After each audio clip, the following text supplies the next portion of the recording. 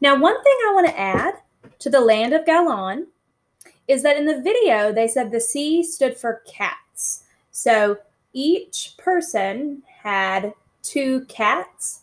So something to add is that those cats had 8 kittens because there's 8 ounces in 1 cup. And just like the video said, this model will kind of give you a visual of, okay, well, a cup is smaller than a pint, and a pint is smaller than a quart, and a quart is smaller than a gallon. Helps you kind of visualize that.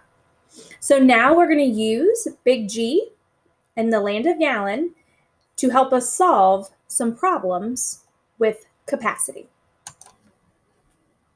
So remember, when we're working with conversion, the first thing that we want to look at is, what do I know? So when I look at this, I'm like, what do I know about pints and quarts? So you will actually have the conversions on the sheet you're working with today, but I can see that there are 2 pints in 1 quart.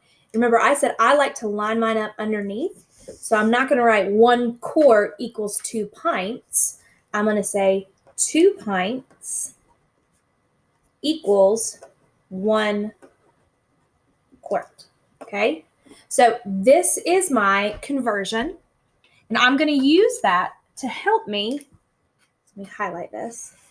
I'm going to use that to help me. So I'm like, well, how many times would I need to have 2 to get 12 pints? And I would have to have that 6 times.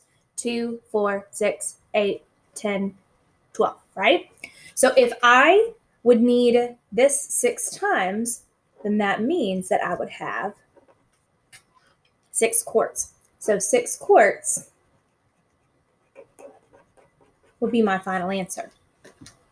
Now, there are some halves there, and I did this one as a model because I thought that might be tricky for you.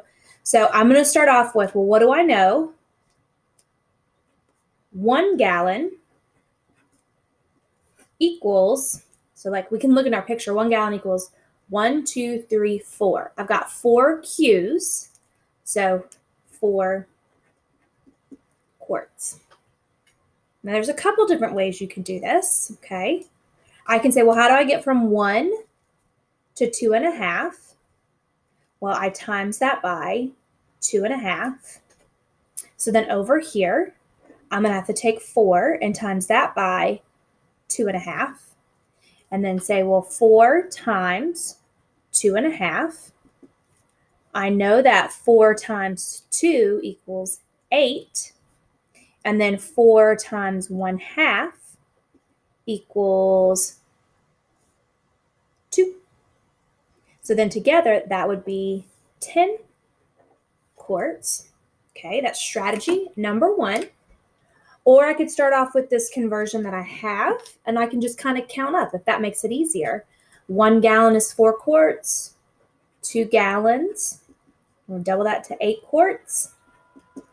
And then what I like about the Big G is I can just literally cover up half of the G, that's half a gallon, and I can see that I have 2 quarts. So then I would say, well, 2.5 gallons, I would need to add 2 more quarts to that, and I would end up with 10 quarts in all.